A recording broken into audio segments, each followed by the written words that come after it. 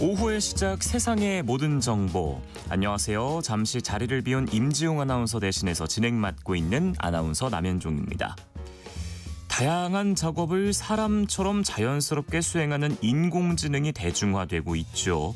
이런 가운데 제조업이나 국방 분야에 도움을 주는 AI 회사들도 생기면서 주목을 받고 있습니다.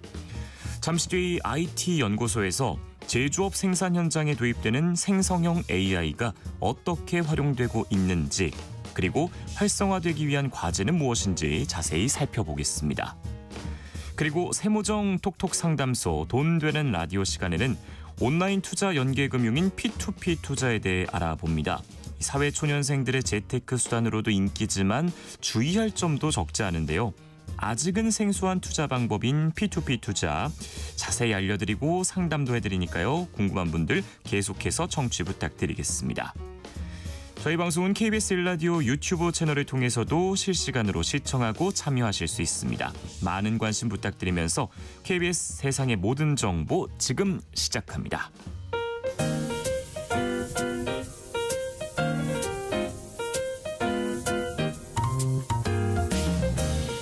정신없이 바쁜 하루, 놓치면 안 될 경제, 사회 분야 뉴스를 한 번에 정리해드립니다.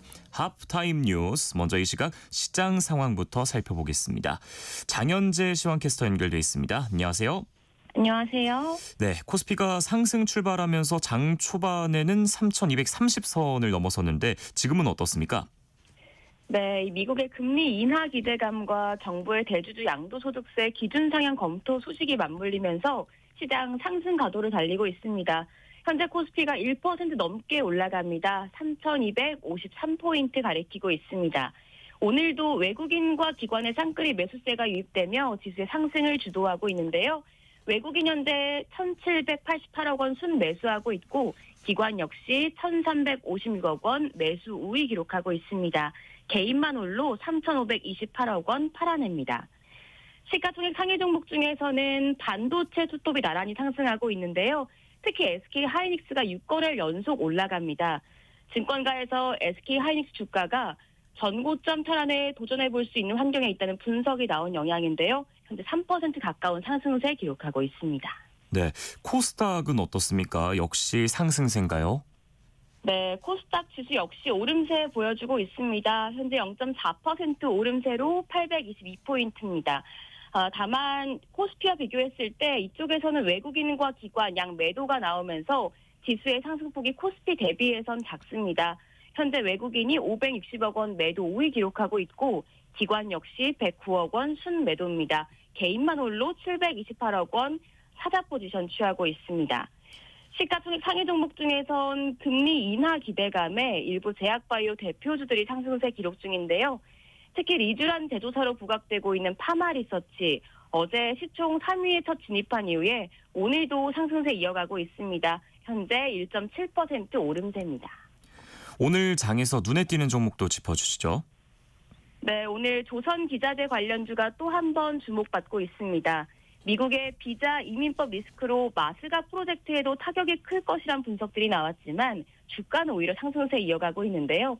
조선업 공급망이 강화되고 정비 수요가 확대될 가능성이 커서 이 조선 기자재 업체들이 중단기적으로 수혜를 입을 것이란 전망이 나옵니다. 네, 마지막으로 외환시장 현재 움직임은 어떻습니까? 네, 오늘 외환시장 환율은 1,386원으로 하락 출발한 이후에 지금 레벨을 조금 높이며 1,388원의 움직임 보여주고 있고요.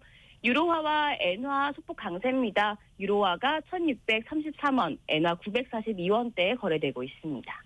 네, 장현재 시황캐스터와 함께했습니다. 고맙습니다. 감사합니다.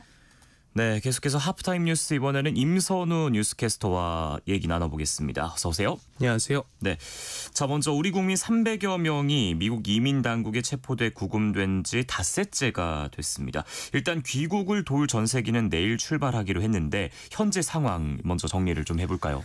네, 현재 정부는 미국 이민 당국에 구금된 우리 근로자들을 자진 출국 형태로 귀국시키는 방향으로 가닥을 잡고 개개인의 의사부터 확인하고 나섰는데요. 미국 입국 제한 같은 불이익은 없다지만 여전히 우려는 남아 있습니다. 미국의 이민정책 수장이 추방이라는 표현을 쓰면서 해석이 엇갈리고 있는데 우리 정부의 발표와는 온도차가 있는 대목입니다. 자진 출국과 달리 향후 5년에서 10년 동안 재입국이 금지되는 등 제재를 받게 되고요. 또 만약 자진 출국을 한다 하더라도 불법 체류 기간이 있었다. 비자에서 허용되는 기간보다 오래 머물렀거나 하면 별도의 입국 제재 조치가 또 생길 수 있기 때문에 아직 안심할 단계는 아닌 것 같습니다. 이번 사태로 비자 문제가 수면 위로 드러나는 모습인데 내줘야 할 것도 내놓지 않는 채 투자만 받겠다는 트럼프 행정부의 모순적인 태도에 곳곳에서 비판의 목소리가 나오고 있습니다. 편법이 있었던 건 맞지만 대규모 투자가 있는데도 불구하고 핵심 기술 인력의 합법적인 투자를 위해 비자를 내주지 않은 건 미국 측이었고 또 필요하니까 묵인해줬던 것도 있었던 상황인데 이런 식으로 정책이 엇박자가 나면 누가 미국에 투자를 하겠느냐 이런 지적들이 여러 보이고요. 또 왜 이제와 이런 일이 벌어진 건지 배경에 대해서도 여러 가지 해석이 나오고 있습니다. 트럼프 대통령의 정치적 고려가 있었다는 분석도 보이는데 이민자 관련 정책을 강경하게 펼치고 있기 때문에 바이든 전 대통령이 치적으로 내세웠던 곳에서 이런 강경한 모습을 보이면서 지지층을 결속하려는 의도가 깔렸다는 해석이고요. 트럼프 대통령은 사태가 벌어진 직후에는 이민 당국이 제 할 일을 한 것이다 이야기했다가 이후 한국과의 관계에 문제가 없다. 게다가 인재들을 합법적으로 데려오는 것을 장려하고 또 신속히 가능하게 만들겠다. 진화에 나서는 모습을 보이기도 했습니다. 구금됐던 우리 국민들이 풀려나더라도 앞서 짚어본 대로 구금 기록이 남아 앞으로 미국에 재입국할 때 불이익을 받을 수 있는 데다 다른 기업들 역시 비슷한 상황에 처할 수 있다는 것도 문제인 만큼 풀어야 할 과제들은 여전히 가득한 답답한 상황이고요. 문제를 근본적으로 해결하기 위해서는 지금 나오는 방안 중에 하나가 한국 기업 전용 특별 취업 비자를 우리가 쿼터를 많이 받아내야 한다는 목소리가 많은데 미국 의회 소관의 일이라 변수가 많아 쉽게 예측하기는 어려워 보이고요. 또 이번 사태는 미국 정부 측의 과도한 조치라는 점도 있지만 조금 더 살펴보면 우리 기업 그리고 우리 정부의 안일한 대처도 있지 않았냐는 지적도 나오는 만큼 다시는 이런 일이 벌어지지 않도록 확실한 대책 마련이 시급해 보입니다. 네. 자, 다음은 어제도 관련 소식 전해드렸었는데 정부가 오는 2030년까지 수도권 공공택지를 LH가 민간에 매각하지 않고 직접 시행하는 방식으로 총 135만 가구를 공급하겠다고 발표했습니다. 그런데 건설업계의 반응은 시큰둥하다고요? 네, 건설업계는 LH가 직접 시행하는 공사는 남는 게 없다며 참여를 주저하고 있습니다. 이 특성상 공사비 절감이 중요할 텐데 업계가 요구하는 공사비가 제대로 반영될지 의문이라는 우려가 나오면서 특히 브랜드 이미지가 무엇보다 중요한 대형 건설사 입장에선 LH가 책정한 단가에 맞춰 공사하는 게 사실상 불가능하다는 입장입니다. 이 때문에 시공 물량을 늘려야 하는 이 중견 건설사들이 주로 LH 발주 공사에 참여하고 있지만 관행적인 갑질 문화가 달라져야 한다 입을 모으고 있는데요. 한 업계 관계자는 LH 발주 공사는 민간 아파트에 비해 공사 단가가 너무 낮고 공기 연장을 인정해주지 않는 분위기가 관행처럼 만연하다며 시세 확장을 위해 어쩔 수 없이 참여하고 있지만 단가가 맞지 않는 경우도 허다하다 토로하기도 했고요. 여기에 LH가 시행사로서 경험과 인력, 재원이 부족해 한계가 있다는 게 건설업계 설명입니다. 정부가 수도권 주택 공급 부족을 해소하기 위해서 대규모 공급 대책을 내놨지만 이렇게 풀어야 할 과제들은 여전해 보이고요. 또 서울 도심 신규 부지는 고작 4,000호에 그치면서 알맹이가 빠졌다. 오히려 똘똘한 한 채 선호 현상이 뚜렷해지면서 공급 확대 효과는 제한적일 수 있다는 실효성에 대한 논란도 있고 있습니다. 네, 자 계속해서 부동산 관련 소식 하나 더 짚어보면 집값 담합이나 허위 거래 신고 등으로 적발돼도 실제 수사 의뢰 또는 행정 처분으로 이어진 경우가 거의 없었던 것으로 나타났습니다. 네, 경향신문의 단독 기사인데요. 한국부동산원의 자료를 보면 최근 5년간 8,250건의 신고가 들어왔는데 위법 정황이 포착돼도 처분으로 이어지는 경우는 극히 드문 것으로 나타났습니다. 전체 신고 건수 중 절반 이상인 4,600여 건에서 이 집값 담합이나 허위 거래 신고 등 정황이 확인됐는데도 형사처벌을 위해 경찰 등의 수사가 의뢰됐거나 과태료 등 행정처분을 받은 건 고작 558건, 11.9%에 불과했습니다. 부동산원은 신고 건의 약 25%는 중복 접수, 보완 요구 불응 등의 이유로 자체 종결했고 나머지 75%는 관할 지방자치단체에 조사와 수사를 의뢰했지만 이를 넘겨받은 지자체는 넘겨받은 신고 건의 78%를 무혐의로 처리하고 어떤 처분도 하지 않은 것으로 드러났습니다. 특히 사후 조치가 거의 없다시피 한데도 정부는 정확한 이유를 파악하지 못하면서 시장을 혼란스럽게 하는 집값 담합 등에 대해 단속을 넘어 처분, 처벌까지 실효성 있게 이뤄져야 한다는 지적이 나오는 가운데 정부는 현재 계획 중인 부동산 관련 별도 감독 조직이 출범하고 국토부 특별사법경찰 설치가 현실화되면 단속뿐만 아니라 그간 미진했던 사후 조치도 함께 강화될 걸로 보고 있습니다. 예. 자, 계속해서 이거는 진짜 실생활에서 많은 피해자들이 좀 있으실 것 같아요. 최근 이 KT 이용자들이 자신도 모르는 사이에 소액 결제 피해를 입었다는 신고가 잇따르고 있죠. 네, 현재까지 경기 광명과 서울 금천에서 접수된 피해 신고가 70건을 넘었고 의심 사례도 점점 늘고 있는데요.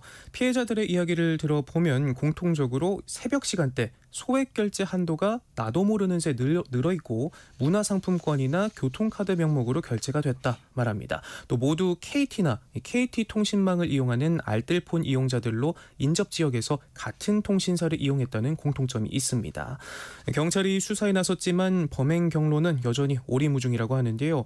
아직까진 악성 코드 등 스미싱 피해 흔적도 찾지 못해 새로운 방식의 해킹일 가능성이 제기되고 있고요. 또 관악구와 영등포, 경기 부천 등에서도 비슷한 피해를 입었다는 주장까지 나오고 있습니다. 경찰은 일부 피해자들로부터 휴대전화를 제출받아 포렌식 작업을 진행하는 한편 관련 업체들을 상대로 자료를 확보할 예정이라고 하고요.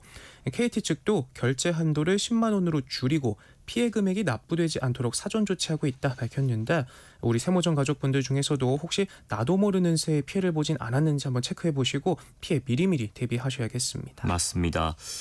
자, 다음 소식은 이 기업 회생 절차를 밟고 있는 홈플러스. 그런데 이 홈플러스를 인수하려는 기업이 나타나지 않으면서 피해가 더 커질 거다. 이런 우려가 나오는 상황입니다. 네, 가뜩이나 자금 압박이 날로 심해지고 있는데 이대로 인수 후보자가 나타나지 않는다면 폐점 속도가 더 빨라질 것이란 우려가 나오고 있습니다. 선뜻 손을 뻗는 기업이 나타나지 않으면서 홈플러스는 현재까지 공개 입찰도 진행하지 못한 것으로 전해졌습니다. 결국 회생계획안 제출기한 연장 신청서를 내고 이달 10일에서 오늘 11월 10일로 두 달의 시간을 벌었는데요. 업계는 최근 홈플러스가 폐점 시한을 계획보다 앞당긴 것과 관련해서 돈줄이 말라버린 걸 주요 배경으로 보고 있습니다. 회생 신청 이전에도 8개 점포의 폐점을 결정했는데 지난달 임대료 인하 협상에 난항을 겪은 15개 점포에 대해 추가로 폐점하기로 결정하면서 현재 125곳인 점포는 내년 상반기까지 106곳으로 축소될 예정입니다. 여기에 자금 경색으로 곧 임대 계약이 만료되는 점포까지 추가로 폐점하게 되면 보유 점포 수는 더욱 감소해서 100곳 이하로 줄어들 가능성이 있는데 새로운 기업 인수자를 찾지 못해 도미노 폐점이 현실화하는 것 아니냐는 우려가 커지고 있습니다. 피해가 이렇게 많이 커지지 않길 좀 바라보겠습니다. 자, 다음은 이 서울에서 차가 좀 많이 막히기로 유명한 곳이 바로 서부간선도로잖아요. 네. 요즘에는 정체가 심해도 너무 심하다는 불만이 많습니다. 바로 이 자동차 전용 도로를 일반 도로로 바꾸는 평면화 공사 때문인데 결국 서울시가 이를 철회하고 차선을 기존 4차선에서 5차선으로 늘리기로 했어요. 네, 가뜩이나 상습 정체 구간으로 악명 높았던 서부간선도로가 평면화 공사로 교통 지옥이 되면서 관련 민원만 350건 넘게 쏟아졌고 급기야 오세훈 서울시장을 향한 협박글까지 올라오는 등 불만이 폭주하자 서울시는 결국 관련 사업을 잠정 중단했습니다. 자동차 전용 도로를 보행자도 건널 수 있도록 일반 도로로 만들고 단절된 주변 지역을 서로 잇겠다는 취지였지만 원래도 막히던 곳이 더 막히게 되자 10여 년 전부터 추진된 일반 도로화 계획을 전면 수정하기로 한 건데요. 이미 공사를 진행 중인 오목교 지하차도는 추석 전까지 원상복구하고 앞으로 진행돼 평면화도 중단하기로 했습니다. 또 중앙분리대 자리에 차로 1개를 확보해 현재 4차로를 5차로로 늘리기로 했는데 1년 정도 걸릴 것으로 내다봤고요. 이번 결정으로 최대 10억 원에 달하는 비용이 더 들 것으로 추산하고 시는 서울 광명고속도로가 오는 2028년 완공돼 교통량이 분산되면 평면화 사업을 다시 검토할 방침입니다. 네. 자, 마지막으로 비가 안 와도 이렇게 안 올 수가 있나 싶은 강릉 소식입니다. 최악의 가뭄이 발생하고 있는 강릉, 이제는 완전한 단수까지 걱정할 상황이라고 하는데 급기야 20년 넘게 운영이 중단된 인근 도암댐 물을 강릉에 급수하는 방안이 검토되고 있다고요. 네, 주민들의 불안이 극에 달하면서 24년 동안 방류가 중단됐던 도암댐의 물을 끌어와 쓰는 방안까지도 추진되고 있습니다. 대관령 일대 목장의 가축 분뇨와 고랭지밭의 토사 등이 섞여들어서 환경 문제로 방류가 중단됐었는데 가뭄이 계속되자 관로 안에 있는 15만 톤의 물을 하루 10,000톤씩 남대천에 방류한 뒤 600m 떨어진 상수원인 오봉저수지로 끌어올리는 방안이 추진되고 있는 건데요. 당이 최근 검사에서 관로 안의 물은 1급수로 나타났다고 하네요. 강릉시의회는 방류수를 받아야 한다는 의견을 냈고 강릉시는 전문가와 시민 의견을 수렴한 뒤 최종 수용할 방침이라고 합니다. 현재 강릉 상황이 어느 정도 심각하냐면요. 생활용수의 87%를 공급하는 오봉저수지의 저수율이 물을 더 공급하기 어려울 정도로 떨어졌는데 앞으로 비가 오지 않으면 4주 안에 5%대까지 떨어질 수 있다고 합니다. 매일 0.3%포인트씩 눈에 띄게 줄어들고 있는데 현재 마지노선인 15% 한참 밑인 12%대까지 떨어진 만큼 하루라도 빨리 단비가 내려줬으면 좋겠는데 야속하게도 이번 주도 큰 비 소식은 없네요. 비 좀 왔으면 하는 곳은 바싹 메마르고 그만 좀 왔으면 하는 곳은 와도 넘어오는 오락가락한 날씨인데 길었던 더위는 한풀 꺾이면서 46일로 역대 가장 길었던 폭염 중대본도 해제가 됐다고 합니다. 더위도 물러갔으니까 시원하게 비 좀 한번 뿌려줬으면 좋겠네요. 네, 같은 마음입니다. 자, 오늘 하프타임 뉴스는 여기까지 하겠습니다. 임선우 뉴스캐스터와 함께했습니다. 고맙습니다. 고맙습니다. KBS 라디오 세상의 모든 정보 함께하고 계신 지금 시각은 12시 36분입니다. 계속해서 이 시각 교통정보 알아봅니다. 네, 이 시각 교통정보입니다. 교통량은 감소하고 있는데요. 돌발 구간이 많습니다. 특히 비가 내리는 충청 이남을 중심으로 사고가 속출하고 있습니다. 남해고속도로는 양방향에 사고 구간이 있습니다. 순천 쪽은 동창원 부근인데요. 진영 분기점 부근부터 여파를 받고 있습니다. 부산 쪽은 진교 일대 지나기 어려우실 텐데요. 화물차 관련 사고를 처리하고 있기 때문입니다. 경부고속도로 부산 쪽으로 가신다면 남청주 부근의 정체를 감안하셔야겠는데요. 화물차가 옆으로 넘어졌습니다. 1차로와 2차로가 막혀 있고요. 2km 구간 정체 심합니다. 중부 내륙고속도로 창원 쪽으로는 장현터널 부근에서 사고를 처리 중이라 괴산 부근부터 꽉 막혀 있습니다. KBS 교통정보센터였습니다. 세상의 모든 정보는 청취자분들의 관심과 참여를 기다립니다. 방송 들으시면서 궁금한 점이 있거나 의견 공유하고 싶은 분들 계시면 문자 보내주세요. 추첨을 통해 모바일 쿠폰 보내드리겠습니다. 참여하실 번호는 샵 9730이고요. 짧은 문자 50원, 긴 문자 100원의 이용료가 부과됩니다. 콩 게시판을 통해서는 무료로 참여하실 수 있고요. KBS 1라디오 유튜브 채널을 통해서도 실시간으로 시청 참여하실 수 있습니다. 빠르게 변하는 IT 세계 속 주목할 만한 이슈들을 짚어보는 시간, IT 연구소 김덕진 IT 커뮤니케이션 연구소 소장과 함께합니다. 어서 오세요. 네, 안녕하세요. 반갑습니다. 김덕진입니다. 네, 자 요즘 우리나라 투자자들이 미국 주식에 많이 투자하고 있죠. 맞아요. 그중에 투자 규모 3위가 팔란티어라는 회사인데 정작 어떤 회사인지 잘 모르시는 분들도 많습니다. 데이터 기반으로 급성장하고 있다는 기업이라고 하는데 어떤 기업이죠? 네, 말씀해 주신 것처럼 우리나라 분들이 요즘 미국 주식 엄청 많이 하시는데 네. 1등이 테슬라고요. 테슬라 너무 잘 아실 거고 2등 엔비디아, 요즘에 네. AI 관련 회사이잖아요. 그렇죠. 3등이 지금 이야기해 주신 팔란티어라는 회사입니다. 이 회사가 뭐 하는 회사냐? 정부나 기업이 보유하고 있는 방대한 데이터를 통합적으로 분석을 해서 전략적 의사결정을 돕는 소프트웨어를 만드는 건데요. 네. 쉽게 설명하면 우리가 말하는 챗GPT 같은 거에는 기업 데이터가 들어가 있진 않잖아요. 그렇죠. 그런데 이제 기업에서 뭔가 AI를 쓰고 싶으면 제대로 된 뭔가 데이터가 있어서 써야 되는데 그럼 그거를 어떻게 할까라고 봤더니 그런 것만 전문으로 해주는 업체가 있는 거예요. 그게 어떻게 보면 팔란티어라는 회사죠. 아하. 그래서 팔란티어는 원래는 이제 어떤 특히나 미국에 있는 어떤 CIA나 이런 정부의 이제 아주 조사를 하는 회사들을 집중적으로 원래 했었는데 이후에 최근에는 이제 상장을 하고 기업들까지 연결하고 있거든요. 그러다 보니까는 정부나 국방이나 제조업 기반의 기업들의 데이터를 분석을 해서 AI를 활용할 수 있게 뭐 도와주는 회사로서 성장했다라고 이제 팔란티어를 좀 설명드리면 좋을 것 같습니다. 아, 그러니까 뭐 일상생활에서 우리가 궁금한 게 있을 때 물어보는 AI, 뭐 가장 대중적으로 챗GPT가 있다면, 그렇죠. 지금 뭐 팔란티어는 어떤 뭐 국방, 제조, 아주 뭐 전문적인 분야에서 활용이 되고 있는 AI라는 건데, 네네네. 아무래도 뭐 제조업이나 국방 이런 전문적인 분야에서는 챗GPT 같은 거를 바로 적용하기가 쉽지 않으니까 별도의 이 팔란티어 같은 전문 기업에게 의뢰를 하는 거겠죠? 네, 맞습니다. 그냥 쉽게 생각하면 우리 공장에서 지금 이 기계가 돌아가고 있는 그 돌아가는 기계 돌아가는 정보를 챗GPT가 알 수 있을까라고 생각해 보시면 돼요. 그럼 당연히 챗GPT는 인터넷에 공개되어 있는 정보들은 알 수 있지만 당장 우리 사무실에서 돌아가고 있는 어떤 기계의 데이터를 학습하고 이러지는 못하거든요. 그리고 그런 것 별도로 이런 걸 학습하지도 않고, 그러니까 어떻게 보면은 제조 공장에서는 AI를 제대로 쓰려면 공장에서 돌아가는 데이터도 좀 알아야 되고 이런 것들이 있어야 되는데 그런 걸 모르는 거죠. 그래서 이제 보통 일반적인 챗GPT 같은 걸 범용 인공지능이라고 표현을 해요. 그래서 네. 여러 가지를 잘 알고는 있지만 예를 들면 센서 데이터라든지 장비, 공구, 숙련,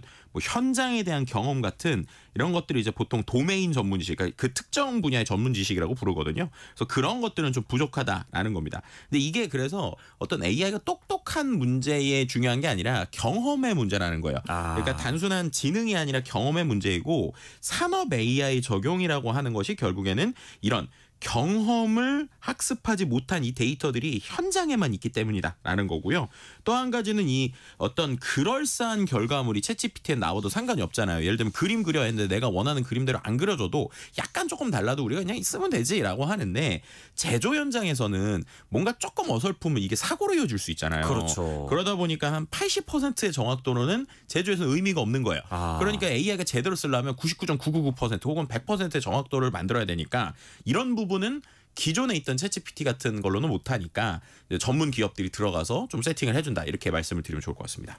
얘기를 들어보니까 뭐 챗GPT만큼이나 뭐 기업의 어떤 공정, 제조, 뭐 혁신을 이룰 분야가 이 분야인 것 같은데, 네네. 그러면 이 팔란티어 같은 회사들 우리나라에서도 좀 생기고 있습니까? 네, 실제로 이런 것들을 산업 특화 AI 뭐 이렇게 표현을 해요. 그래서 산업 특화 AI 회사 스타트업들이 우리나라에서도 그래도 이 챗GPT 한 3년 차 되니까 이제 등장하고 조금씩 의미 있는 결과들이 나오고 있거든요. 대표적인 기업 몇 개 설명드리면, 예를 들면 마키나락스라는 회사가 있어요. 이 회사 이제 스타트업인데 글로벌 리서치 기업인 CB인사이트라는 데서 항상 이 세계 100대 AI 기업을 뽑거든요. 네. 근데 그 중에서 제조 분야에서는 세계 유일하게 이제 들어간 회사라고 보시면 됩니다. 데이터를 기반으로 해서 제조해서 어떤 활용할 수 있는 걸 도와주는 회사인데, 뭐 공장에서 이상 탐지라든지 아니면은 기계가 고장 나기 전에 미리 이렇게 쓰면 고장 나요라고 하는 거 알려주는 예지 정비라든지 공장 최적화, 이런 것들을 통해서 어떻게 보면은 해결을 해주는 쪽이고요. 또 이제 스타트업 중에 임팩티브 AI라는 회사가 있는데, 이 회사는 뭐 하는 회사냐, 이제 원자재나 제품 수요 이런 게 계속 바뀌잖아요. 네. 그럼 그런 것들에 대해서 여러 가지 데이터를 기반으로 정밀하게 예측을 하는 거예요. 그럼 예를 들어서 뭐 우리 회사가 콩과 관련된 어떤 수입을 해야 된다. 이 타이밍에 지금 이 정도 수입을 하시면 가장 최적의 가격에 살 수 있습니다. 라고 하는 것들을 도와주는 거죠. 그러니까 기업의 불확실성을 해소하고 재고 최적화나 원자재 구매 전략을 체계화하도록 돕는 이런 AI 회사도 있고요. 스타트업뿐만 아니라 이제 국내 대기업들도 요즘에 산업용 AI에 집중을 하고 있어요. 뭐 제일 대표적으로 LG에서 만들고 있는 AI인 엑사원 같은 경우에도 산업용 에이전트 모델을 통해서 석유화학 공장에 원재료를 공급하는 걸 자동화해서 AI가 최적적으로 결정을 한다든지, 아니면 AI를 활용해서 화장품 소재를 개발하는 이런 데 좀 쓰고 있고요. 최근에 또 뭐 국가대표 AI 사업자, LG도 있지만 또 업스테이지라고 하는 회사도 이 국가대표 AI 사업자로 선정이 됐는데, 이런 데는 또 회사의 뭐 문서들 있잖아요. 네. 이 문서들을 AI가 잘 학습할 수 있는 OCR이라고 하는 분야가 있는데, 이런 분야에서 우위를 가지고 성장을 해서 지금의 어떤 국가대표 AI로도 좀 뽑혔다. 뭐 이렇게도 좀 말씀을 드릴 수 있을 것 같습니다. 우리나라에서도 좀 이제 이제 주목할 만한 그런 AI 기업체들이 나오고 있고 네. 그렇다는 건 우리나라에서 이 제조 영역에서 AI를 활용하는 게 그만큼 중요하다는 거 아닐까요? 그렇죠. 왜냐하면 우리나라가 요즘에 뭐 최근에 IT 서비스도 많이 나오고 있고 그걸 성장을 시키고 있지만 어떻게 보면 우리나라를 가장 지금까지 이끌었던 건 제조라고도 볼 수 있잖아요. 그렇죠. 근데 이 제조업이 최근에 움직이는 것들을 보면 이제 가장 큰 거는 일할 사람이 줄고 있다는 거죠. 네. 뭐 우리가 고령화 이야기도 하고 있고 또 젊은층들이 제조업을 조금 회피하는 경향들이 있다 보니까 외국인 노동자분들이 많이 오셔서 일을 하지만 뭔가 숙련된 노동을 하는 것까지 이 외국인 노동자들이 계시는 분들은 거의 없어요. 그러니까 단순 노동만 하고 끝난단 말이에요. 그러면 숙련공들은 이제 계속 이제 고령화가 되고 있는 상황이죠. 그리고 또 이제 기존 제품으로 생산성을 끌어올려야 되는데 밖에서는 뭐 관세 전쟁도 있고 뭐 이러다 보니까 이 제조 강국의 한국의 위기다 뭐 이런 얘기들도 나오고 있어요. 예. 그런 관점에서 어떻게 보면 해법이 무엇이 있을까라고 생각하면 이 인공지능 기술을 통해서 어떻게 보면 그 지금보다 더 좋은 생산성을 극대화시키는 게 중요하다는 얘기가 나오고 있거든요. 근데 이제 좀 안타까운 것은 지금 우리나라의 전체 이 업종의 AI 도입률을 2024년 기업 정보화 통계집 기준으로 보면 한 30.3% 정도 되거든요. 네. 그런데 제조업에서의 AI 도입률은 25.4%예요. 그러니까 오히려 상대적으로 낮은 거죠. 네. 그리고 또 이제 AI를 도입하는 기업들도 좀 제조업이 전면적인 도입이 아니라 시범 단계인 경우들이 많아요. 그러다 보니까 지금보다도 더 AI를 좀 활발하게 이 제조업에 도입을 해서 생산성을 높여야 되는 것이 아니냐라는 이야기들이 이제 나오고 있는 상황입니다. 말씀하신 대로라면 제조업에서 AI가 굉장히 중요한 혁신이 될 것 같은데 네. 그런데도 AI 도입률이 낮은 이유는 뭘까요? 뭐 어떤 게 어려워서 그런지. 일단은 우리가 회사에서 기획을 하는 건 기획의 순서를 마음껏 바꿔도 뭐 그렇게 큰 어떤 뭐 이슈나 이제 비용 처리가 들지 않잖아요. 근데 생각을 해보시면 제조라고 하는 건 이미 공장의 생산 라인이 딱 구축이 돼 있죠. 네. 그러면 뭔가 AI를 통해서 개선을 하겠다고 이 공장의 라인을 막 바꾸는 것 자체가 너무 힘들잖아요. 그러다 보니까는 한 번 딱 구축이 되면 새로운 기술이나 장비를 추가하기가 어렵다는 거예요. 이런 부분이 있고 또 이제 어떻게 보면은 시스템별로 공정이나 데이터 확보 방법도 다 다르죠. 예를 들면 과자 공장에서 빵 공장에서 만드는 거랑 제철소에서 만드는 게 다를 수밖에 없으니까 이런 것들에 대한 별도의 데이터들이 다 생기거든요. 이런 것들이 어떻게 보면은 범용으로 쓰기가 어려웠었다라고 하는 게 첫 번째고 두 번째는 아까도 말씀드린 것처럼 이 위험한 것들에 대해서 안전이 되게 중요한데 혹시나 정확도가 떨어져서 위험이 생길까 봐에 대한 어떤 두려움이 있으니까 네. 제조에 적용하는 게 어려운 부분이 있었고 세 번째 제일 큰 것 같아요. 그래서 결국에는 이 AI를 제조에 도입을 하려면 AI도 잘 알고 제조도 잘 아는 전문가들이 좀 있어야 되거든요. 근데 이런 사람들이 상대적으로 적은 거예요. 그러니까 이제 어떻게 보면 AI를 도입하고 싶어도 이런 전문 두 영역의 전문성이 있는 사람들이 적다 보니까 생각보다 도입률이 아직까지 낮았다. 뭐 이렇게 좀 설명을 드릴 수 있을 것 같습니다. 생산 라인에서 문제 또 현장 근로자들의 안전 또 AI 인재까지 기업에서 개별적으로 찾기가 어려운 현실. 네. 그러다 보니까 이제 제조업 분야에 특화된 이런 AI 회사들과 함께 하려고 하는 거겠네요. 네, 맞습니다. 그래서 이제 산업에 특화된 AI 회사들이 AI 전문가 시각에서 이제 현장 특성에 맞는 AI 솔루션을 제공해주면 현장에 계시는 분들도 현장에 눈이 있잖아요. 그러니까 이 두 어떤 팀이 시너지를 내기 시작을 하는 거죠. 뭐 예를 들면 국내에 있는 한 철강 제조업체가 이 전 세계 발주처들이 있을 거잖아요. 그럼 거기에 주문 요청서를 보내는데 이 주문 요청서가 양식이 다 다른 거예요. 왜냐하면 그 기업들이 원하는 게 있으니까. 네. 그래서 이거를 하나의 표준 양식으로 만들고 싶은 거예요. 그랬는데 봤더니 여기에 써 있는 문서의 내용이 다 너무 다른 겁니다. 어디는 뭐 어떻게 보면은 철근 길이와 두께, 수량 같은 세부 요청 사항이 다 제각각으로 계속 그냥 보내고 있었으니까 이거를 표준화하려고 하는데 하나의 문서 만드는데도 이틀 이상이 걸리는 거예요. 표준화하는데. 근데 이거를 다양한 AI한테 다양한 문서를 쫙 학습을 시킨 다음에 최적화되어 있는 이른바 에이전트라고 하는 걸 활용을 했더니 작업 시간을 60% 이상 단축을 하는 이런 모습을 보여주기도 했고요. 네. 그뿐만 아니라 예를 들어서 산업용 모터가 계속 잦은 고장이 일어나고 있었던 배터리 제조업체가 있었는데 이게 왜 그럴까라는 것들을 이런 컨설팅 회사, 예를 들면 마키나낙스 같은 데랑 같이 한 건데 모터의 수명을 예측하기 위해서 이 모터에다가 센서를 붙여요. 그다음에 이 센서를 갖고 데이터를 모으면서 실제 이 모터가 어떤 식으로 움직이는지 분석을 하는 거예요. 그래서 지금처럼 운행을 하면 이거 이틀 후면 고장날 수 있어요 라는 데이터들을 모으니까 운영 방식을 바꾸는 이게 데이터를 기반으로 움직이는 형태들이 된다고 보시면 될 것 같아요. 그래서 이제 되게 이 컨퍼런스에 갔다가 제가 흥미로운 얘기를 들었던 게 아무리 스탠포드 박사급 AI, 그러니까 정말 똑똑한 뭐 하버드 박사급 AI라도 이 그 분야의 특정 지식이나 경험이 없으면 울산 공장에서 즉시 일할 수 없다. 네, 뭐 이런 이야기들도 좀 듣게 됐던 것 같습니다. 얘기 들으니까 재밌는데요. 뭐 발주처의 주문 요청서라든지 아니면 뭐 모터가 언제까지 이게 될지 그런 것들이 다 해결해 주는 상황인데. 네. 또 있나요? AI가 제조모 현장이나 산업 현장 바꾸고 있는 사례. 제가 되게 재밌었던 게 도면 판독 사례예요. 도면. 네. 그러니까 왜냐하면 우리가 생각을 해보면 공장에서 어떤 걸 만들든 아니면 우리가 사무실에 배치도를 바꾸든 일단은 도면을 그리잖아요. 근데 예를 들면은 큰 제조기기 하나를 만들기 위해서는 도면을 정말로 많이 그리거든요. 뭐 예를 들면은 한 반도체 설비 업체를 좀 봤더니 하나의 반도체 설비를 만들기 위해서 7,000장의 도면을 검토를 해야 된다고 합니다. 근데 이 도면이 지금까지는 전문가 거의 500명이 들어가서 시간으로 따지면 24만 시간 동안을 비교를 했다고 해요. 네. 왜냐하면 그 전 거랑 이거를 막 비교를 해야 됐으니까. 그래서 이거 그럼 AI가 해주면 되는 거 아니야? 그래서 그냥 일반 AI에 딱 넣었더니 어떤 문제가 생기냐면 이 도면에 보면 파이 이래가지고 0에 이렇게 찍 이렇게 거져 있는 이런 네네. 모습이 있단 말이에요. 이게 이제 어떻게 보면 지름 표시하는 거잖아요. 네. 근데 파이 25라고 써 있는 걸 AI에서 넣었더니 얘가 파이를 인지 못하고 025 0으로 인지를 한 거예요. 네. 그러니까 일반적인 AI는 이런 도면에 대한 지식이 많이 없던 거죠. 그러니까는 이거를 넣어봤자 안 되는구나라고 하는 게 있었고, 두 번째는 사람은 눈으로 보면 약간 첫 번째 도면하고 두 번째 도면 약간의 사이즈가 달라도 이거 똑같은 거 그린 거구나라고 인지를 하잖아요. 그렇죠. 근데 AI는 데이터로만 인지를 하니까 이 첫 번째 그림하고 두 번째 그림이 1cm만 차이가 나도 이게 전혀 다른 지역을 그렸다고 생각을 하는 거예요. 그러니까 이런 것들이 결국에는 제대로 못하니 야 이거를 전문가들하고 AI 전문가들이 어떻게 하면은 이 도면을 AI가 똑똑하게 학습할 수 있을까 하는 특화 데이터를 만드는 거죠. 그래서 그 특화 데이터를 가지고 실제로 활용을 했더니 도면 검토 시간이 4분의 1 이상으로 줄었고 또 이제 견적을 내는 데에서는 실제로 이제 최대 2.6배 이상 시간이 단축되는 이러한 성태를 보여줬는데요.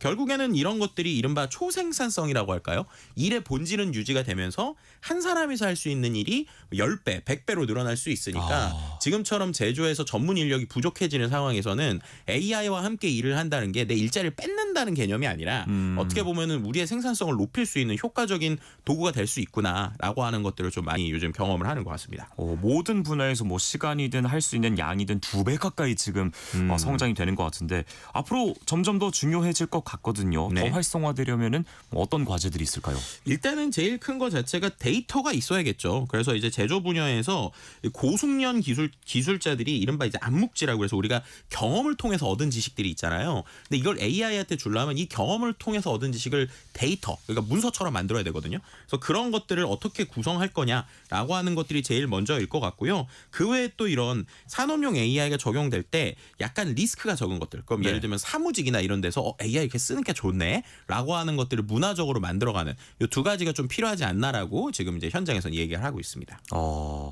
자, 아무래도 이 정보에서도 AI 뭐 많이 신경을 쓰고 있으니까 네. 우리가 일상에서 쓰는 뭐 범용 AI 말고도 이런 특화 데이터를 기반으로 하는 특화 모델 AI에 대해서도 어떤 뭐 지원이나 관심을 두고 있는 것들이 있습니까? 네, 실제로 최근에 뭐 KAI 이래가지고 우리가 뭐 국가대표 선발한다 이래서 5개 회사 뽑았잖아요. 네. 근데 그거 말고도 이번에 금융이나 바이오 같은 특정 분야에 활용할 수 있는 특화 인공지능 파운데이션 모델에 대한 투자와 그리고 거기에 있는 팀들도 뽑는다라는 이야기가 나왔어요. 네. 그래서 실제로 이제 다음 달 13일까지 AI 특화 파운데이션 모델 프로젝트 참여팀을 공모하고 있고 여기에 선정된 곳들한테는 뭐 요즘에 구하기 어렵다는 최신 GPU 한 200장 이상을 제공을 해줍니다. 네. 이 금액으로 치면 엄청난 금액이거든요. 그러니까 정말로 큰 모든 걸 잘하는 AI뿐만 아니라 특화되어 있는 AI도 이제 중요해지고 있고 그런 부분이 만들어져야 제대로 된 곳에서 쓸 수 있으니까 이런 쪽에 대한 지원도 정부에서 시작됐다 뭐 이렇게도 같이 말씀드릴 수 있을 것 같습니다. 저는 뭐 일상적으로 뭐 챗GPT 같은 범용 AI만 썼었는데 앞으로 이 특화된 여러 분야에서의 AI도 관심을 가져야 될 것 같습니다. 네. 자, IT 연구소 오늘은 여기까지 하겠습니다. 지금까지 김덕진 IT 커뮤니케이션 연구소 소장과 함께했습니다. 말씀 고맙습니다. 네, 감사합니다. 자, KBS 세상의 모든 정보 일부 오늘 뉴스 알아봤고요. 또 IT 연구소에서 방금 전까지 제조업 현장에서의 AI까지 알아봤습니다. 이어지는 2부에서는 오늘 꼭 알아야 할 정치 국제 이슈들 전해드리는 오늘의 뉴스 준비되어 있고요.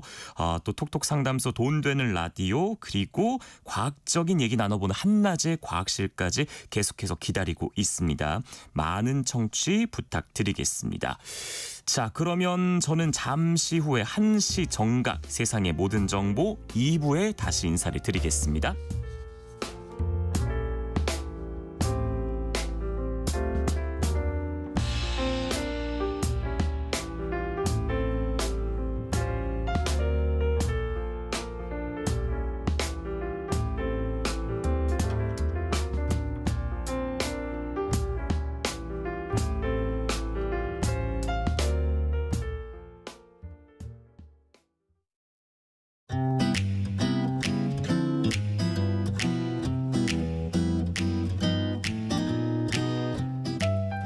안녕하세요. 바른말 고운말입니다.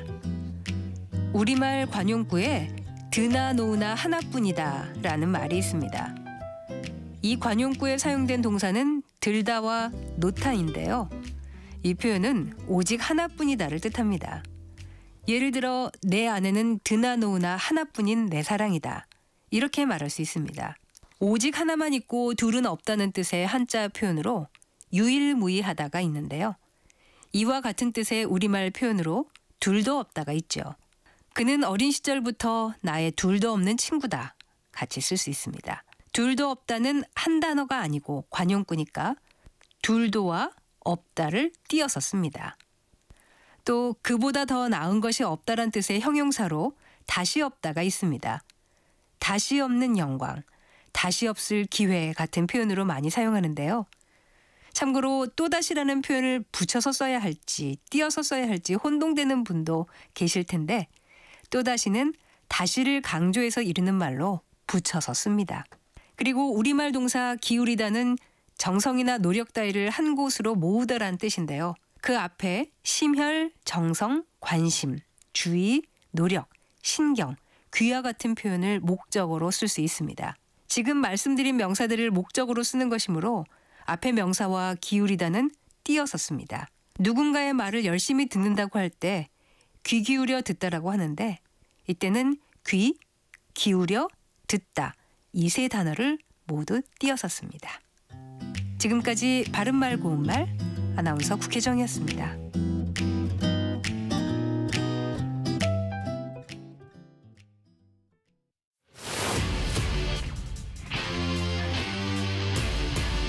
토론에 정답은 없습니다.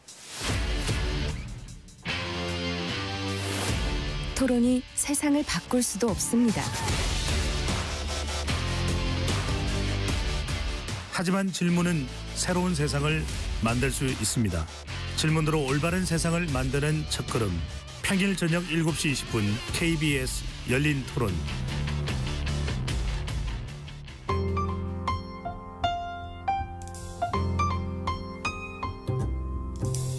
어떤 하루 보내고 계신가요? 눈코 뜰 새 없이 바쁘게 지나가는 한 주.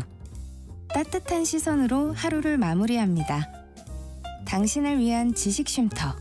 오늘 밤 일라디오. 월요일부터 금요일 매일 밤 10시 5분에 시작합니다.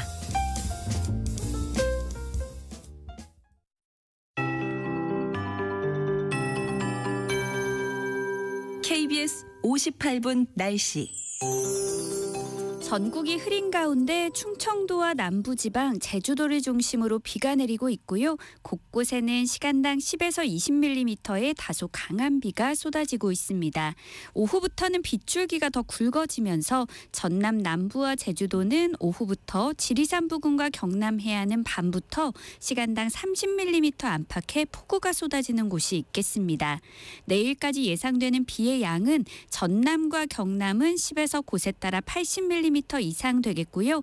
전북과 경북은 5에서 30mm, 충청도에는 오늘 낮까지 5mm 안팎의 비가 올 전망입니다. 남부지방의 비는 내일까지, 제주도는 모레까지 내렸다 그치기를 반복할 것으로 예상됩니다. 비가 내리면서 남부지방의 폭염특보는 모두 해제가 됐고 제주도 해안에만 폭염주의보가 남아 있습니다. 오늘 낮 기온은 서울 30도, 제주 29도, 대전, 부산 27도, 광주와 대구 25도 등으로 남부지방은 어제보다 1도에서 6도 정도 낮겠는데요. 내일은 다시 전국의 낮 기온이 30도 안팎까지 오르겠습니다. 당분간 아침 공기는 선선하겠지만 낮에는 예년보다 더운 날씨가 이어지겠습니다. 현재 서울의 기온은 26.3도, 습도는 68%입니다. 송소진입니다.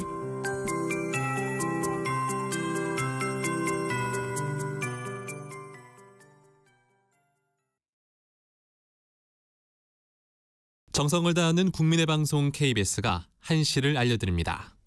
AM 711kHz, FM 97.3MHz, KBS 1라디오입니다. HLKA.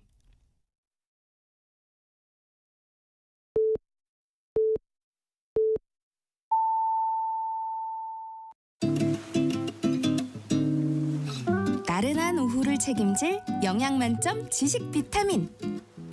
세상의 모든 정보.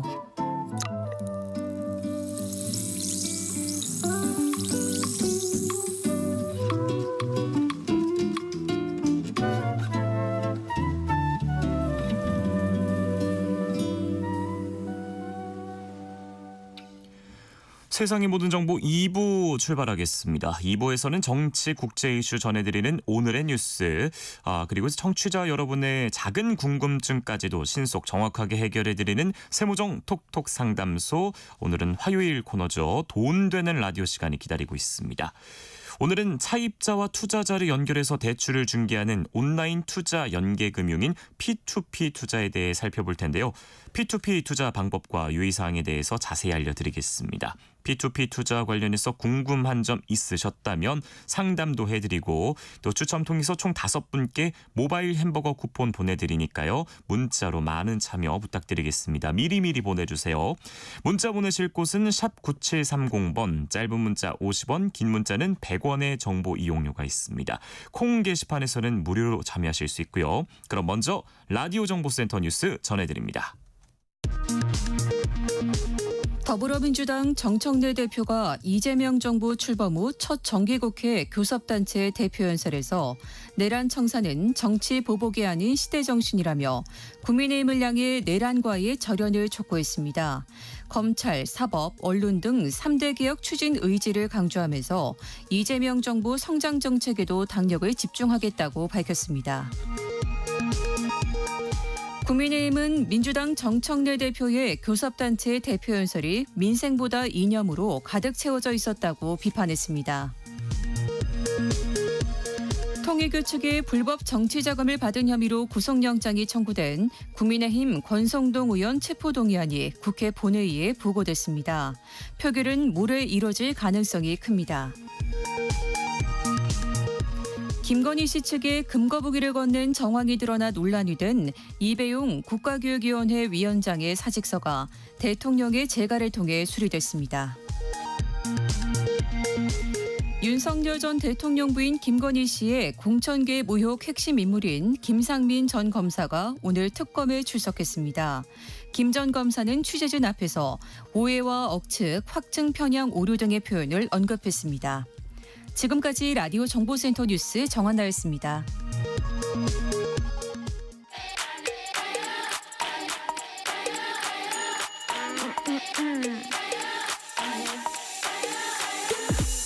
혹시 뉴스 빠뜨리셨나요? 괜찮습니다. 한낮에 전해진 소식들 지금부터 꼼꼼하게 정리해드리겠습니다. 오늘의 뉴스 조현정 시사평론가와 함께합니다. 어서 오세요. 네, 안녕하세요. 자, 첫 소식 전에 8242 쓰시는 분께서 오늘 조현정 평론가님 생일이라고 축하드린다고. 네. 축하드립니다. 생일을 이렇게. 예, 이렇게 축하받으니까 민망하지만 감사합니다. 네. 자, 오늘의 뉴스 첫 번째 소식은요. 어제도 잠깐 전해드렸는데 미국 조지아주 이민세관 단속국 구금시설에 있는 국민들이 이제 귀국을 앞두고 있습니다. 네. 귀국을 위한 항공편이 확정됐어요. 네, 대한항공이 이르면 내일 오전에 인천국제공항에서 조지아주 하츠필드 잭슨 애틀랜타 국제공항으로 가는 전세기를 투입합니다. 이 여객기가 총 368석이라서 구금된 분들 300여 명 한 번에 다 탑승할 수 있는 규모고요. 그러니까 한국에서 미국으로 향할 때는 이게 급파하는 거라서 빈 항공기로 일단 정말 이분들만을 위한 그런 항공기로 가서 태우고 돌아오는 편은 아마도 현지 시간 10일 늦은 오후 이때쯤에 출발할 걸로 전망이 되는데요. 구금시설에서 이분들이 차로 한 4시간 반 정도 떨어진 애틀랜타 공항으로 이동한 뒤에 전세기에 타는 그럴 예측이 나오고 있습니다. 다만 미국 이민정책을 총괄하는 국토안보장관의 발언이 있었는데요. 네. 이들은 출국 명령을 무시해서 구금됐다, 추방될 것이다 이런 발언을 했어요. 근데 이게 자진 출국 형식을 그냥 통칭해서 묶어서 말한 건지 실제로 추방 형태를 취할 거라는 건지 이거는 명확하진 않은 상태고요. 그리고 또 한편으로는 이민국 관계자가 그 10일 출소 가능성을 언급한 것으로도 파악이 돼서 그래서 여러 가지 종합해 봤을 때 미국 안보장관의 발언은 국내 정치용일 수도 있다. 이렇게 볼 수도 있겠고요. 조현 외교부 장관이 미국에 도착을 했습니다. 비자 신청 문제라든가 재발 방지 대책 이런 것들도 논의할 것으로 전망이 되고요. 조기중 워싱턴 총영사 설명에 따르면 향후 이분들이 미국으로 갈 때도 불이익이 없을 것이고 미국 이민당국의 외국인 번호를 부여하는 절차도 오늘 중에 완료될 예정이라는 설명입니다. 이 외국인 번호를 받지 않으면 전세기가 가도 출국이 안 되거든요. 네. 그것부터 선제돼야 되기 때문에 지금 행정 절차들에 착수한 상황입니다. 예, 이제 뭐 남아있는 기간 동안 이변 없이 돌아오시길 바라겠고 또 이제 추방이라는 단어에 좀 가슴 철렁하셨을 텐데 네. 이제 나중에 향후에 불이익이 없기를 또 바라보겠습니다. 자, 그리고 어제 이재명 대통령과 민주당 정청래 대표 또 국민의힘 장동혁 대표가 오찬 회동을 했는데 어제도 전해드렸는데 이제 네. 악수를 했어요. 네, 그 모습에 정말 스포트라이트가 오늘 신문 일면들이 쫙 이 사진으로 깔려 있었고요. 그만큼 여야 대표가 이렇게 좀 뭐 어떤 형식으로나마 이렇게 활짝 웃는 모습 자체를 오랜만에 보는 맞아요. 것 같아요. 네. 그리고 악수하면서 장동혁 대표가 이런 말을 했습니다. 정청래 대표하고 악수하려고 마늘과 쑥을 먹고 있었다. 그러니까 이게 사람과만 악수한다 이런 말을 정청래 대표가 했었잖아요. 그러니까 사람 되려고 그 곰이 마늘이랑 이거 먹듯이 그랬다라고 이제 농담을 던진 거예요. 그러자 뭐 주변이 다 빵 터지는 그런 순간도 있었고요. 근데 정청래 대표도 그렇고 장동혁 대표도 다 본인의 입장이 좀 강성으로 갈 수밖에 없는 입장이에요. 근데 대통령이 여기서 중재 역할을 잘 한 것으로 전반적인 평가가 나오고 있고요. 네. 악수만 하고 끝난 게 아니라 회동 분위기도 내내 엄청 좋았다고 해요. 식사를 하기 어려울 정도로 너무 즐겁게 잘 이야기가 풀렸다고 하는데 회동 결과 브리핑하는 모습도 박수현 민주당 수석 대변인하고 박성훈 국민의힘 수석 대변인이 나란히 같이 서서 공동 브리핑을 했습니다. 이날 회동은 특별한 의제를 정한 건 아니었고요. 자유롭게 진행이 됐는데 이재명 대통령이 정청래 대표한테 여당이 가진 게 더 많으니 더 내어줘라. 장동혁 대표한테는 발언 한 번 더 하셔라. 야당이 더 해라. 이렇게 하니까 장동혁 대표도 이런 게 협치의 모습이다. 감사하다. 이렇게 화답하기도 했습니다. 그러면서 대통령께서 곧 취임 100일을 맞으시는데 그동안 짐이 무거우셨을 것 같다. 그 짐을 야당과도 함께 나누면 조금 무게가 덜하지 않을까 싶다. 이렇게 장동혁 대표가 얘기를 했어요. 네. 근데 영수회담이라는 게 그 문재인 정부, 윤석열 정부 과거를 봐도 딱 한 번씩만 성사가 됐거든요. 네. 그래서 이재명 대통령으로서는 이게 취임하고서 얼마 안 됐을 때 되게 파격적으로 제1야당 대표를 단독으로 이제 둘이 독대를 한 거란 말이에요. 그렇죠. 그 이제 배석을 하긴 했지만 근데 장동혁 대표도 이런 상황을 감안을 한 부분이 있겠죠. 그래서 어느 정도 좀 협조를 해줘야겠다. 이런 심리가 발동이 된 것 같고요. 그러면서도 또 각자의 지지층이 있기 때문에 할 말은 해야 되는데 장동혁 대표는 상법 개정안, 노란봉투법 이런 것들을 거론하면서 기업 활동의 위축 우려를 전달했고요. 정부 조직 개편안에 대해서도 기대 반 우려 반이다. 이런 부분을 강조했습니다. 특히 민생을 살리고 정치를 복원하고자 한다면 특검 연장이나 특별재판부 같은 법안은 이런 대통령께서 과감하게 거부권 행사해 주십사 한다고 요청을 했어요. 네. 그러면서 오랫동안 되풀이되어 온 정치보복 수사를 끊어낼 수 있는 적임자는 이재명 대통령이다. 이렇게 강조하기도 했습니다. 또 주식 양도세 대주주 기준 상향하는 것에 대해서 또 얘기가 나왔는데요. 여기에 대해서 이재명 대통령이 부처 간에 협의를 해서 긍정적으로 검토하겠다. 이 정도로 답변을 했고요. 근데 정치권에서는 이번 회담이 이재명 대통령하고 장동혁 대표 모두에게 윈윈이었다라는 평가가 나옵니다. 이재명 대통령은 통합 이미지를 구축하고 협체 물꼬를 텄고요. 그리고 장동혁 대표는 취임한 지 진짜 얼마 안 됐고 사실 국민의힘에서 그 정도의 어떤 네임밸류까지는 아니었으나 취임 직후에 야당 대표로서 존재감을 굳혔다. 그런 면에서 서로에게 윈윈이었다. 이렇게 평가를 할 수 있겠습니다. 그렇네요. 정말 오랜만에 여야가 협치의 물꼬를 튼 셈인데 자, 협치의 일환으로 여야정 민생경제협의체를 구성하기로 합의를 했습니다. 네, 이 협의체 구성을 장동혁 대표가 제안을 했다고 해요. 여기에 이재명 대통령하고 정청래 대표가 화답하면서 성사됐다는 게 공동브리핑 설명입니다. 여야는 그럼 이제 지난 대선 때도 공약 중에 공통되는 부분들이 있어요. 그런 공통공약 과제 중심으로 해서 민생경제협의체 안건을 정하기로 했는데 민생에서 국민들 삶에서 가장 개선이 시급하다고 생각하는 부분에 대해서는 정치권 이견이 없을 거 아니에요. 이거에 대해서 좀 대책을 마련하는 자리가 될 것으로 보여지고요. 여기에 관련해서 이재명 대통령은 아까도 그 여당이 더 많이 양보하면 좋겠다 이렇게 얘기를 했잖아요. 네. 특히 여야 공통공약 중심으로 야당이 제안을 먼저 하고 여당이 응답해서 함께 결과를 만들면 이것이 야당한테는 성과가 되고 여당에는 결국엔 국정 성공이 되는 게 아니겠느냐. 이렇게 얘기를 했다고 합니다. 예. 근데 지금으로서는 이 협의체가 정례화된 건 아니고요. 요청이 요청이 있거나 이럴 때 응답을 해서 열기로 했어요. 물론 정기국회 시작되면서 연말까지 쭉 대립할 암초가 정기국회 내내 도사리고 있습니다. 네. 그러나 그럼에도 불구하고 이런 계기를 만들었다는 것에 큰 의미가 있어 보입니다. 예. 자, 이렇게 여야 대표가 악수하고 웃으면서 그런지 단 하루 만에 국회에서 첫 교섭단체 연설이 시작됐습니다. 오늘은 먼저 민주당 정청래 대표의 차례였는데 어떤 메시지들이 있었습니까? 예, 정청래 대표는 예상대로 그 내란 청산 3대 개혁, 검찰, 사법, 언론 개혁 이런 것들을 과제로 제시를 했어요. 그러면서 내란 청산과 정치 보복은 같은 게 아니다. 그러니까 내란 청산이라는 것이 정치 보복이 아니다라는 부분을 강조를 했는데 헌법에 따른 국군 통수 의무를 위반하고 국민을 배반한 헌법 파괴 세력을 청산하자는 거지 정치 보복이 아니다. 내란 청산은 진보와 보수의 문제가 아니다. 오히려 완전한 내란 청산은 보수가 진정한 보수를 회복하고 도덕적으로 부활하는 계기가 될 것이기 때문에 여야, 보수, 진보 모두가 오래된 역사 청산의 숙제를 풀어내야 될 때다. 이렇게 이야기를 했습니다. 어제 양당 대표하고 이재명 대통령 모인 오찬에서도 내란 종식에 여야가 따로 있을 수가 없다. 이렇게 얘기를 했었거든요. 같은 맥인 거죠. 그래서 정치 보복이 아니라 보수도 내란 종식에 함께할 수 있다. 이거는 정청래 대표가 기존의 톤에서는 조금 우회한 거라고 좀 보여지고요. 예. 또 국민의힘도 태도를 전향하고 사과를 하면 같이 협치할 수 있다. 조건부 협치 메시지 이렇게 해석을 할 수 있겠습니다. 예. 자, 그런데 이제 한편 윤석열 전 대통령이 특검법에 대한 위헌 법률 심판 재청 신청과 함께 헌법 소원을 제기했습니다. 내란 재판이 멈추게 되는 건지 귀추가 어떻게 되나 주목되는데 어떤 상황이 될까요? 그러니까 위헌 법률 심판하고 헌법 소원이 뭐냐면 법률이 위헌 소지가 있다고 판단되거나 기본권 침해당했을 때 이거를 구제받기 위해서 제기를 하는 거예요.